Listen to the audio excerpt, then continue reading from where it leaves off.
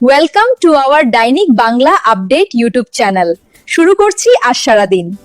জনতা উন্নয়ন পার্টির নেতা হুমায়ুন কবিরের ছেলে গোলাম নবী আজাদকে পুলিশের গায়ে হাত তোলার অভিযোগে আটক করা হয়েছে। হুমায়ুনের বাবরি মসজিদ মডেলের মসজিদ নিয়ে বিতর্ক চলছে, আর অভিষেক বন্দ্যোপাধ্যায় তাকে মন্দির মসজিদ রাজনীতি নিয়ে কড়া সমালোচনা করেছেন। ভোটার লিস্টের স্পেশাল ইন্টেন্সিভ রিভিশন বা এসআইআর নিয়ে বড় খবর। নির্বাচন কমিশন আজ ঘোষণা করেছে যে টেকনিক্যাল গোলমালের জন্য আনম্বটর দেখানো ভোটারদের আর শুনানিতে ডাকা হবে না। তৃণমূল বলছে এতে বয়স্ক অসুস্থ মানুষদের হয়রানি করা হচ্ছিল। অনন্ত মহারাজের বিস্ফোরক মন্তব্য, এসআইআর এর কাগজ দেখতে চাও দলেদের, তিনি বাংলাদেশি পাকিস্তানি বলে কটাক্ষ করেছেন। রাজনৈতিক মহলে তুমুল বিতর্ক চলছে। বাংলাদেশের ছাত্র নেতা শরীফ ওসমান হাদি হত্যা মামলার 2 আসামি ভারতে পালিয়ে এসেছেন বলে বাংলাদেশ পুলিশ জানিয়েছে।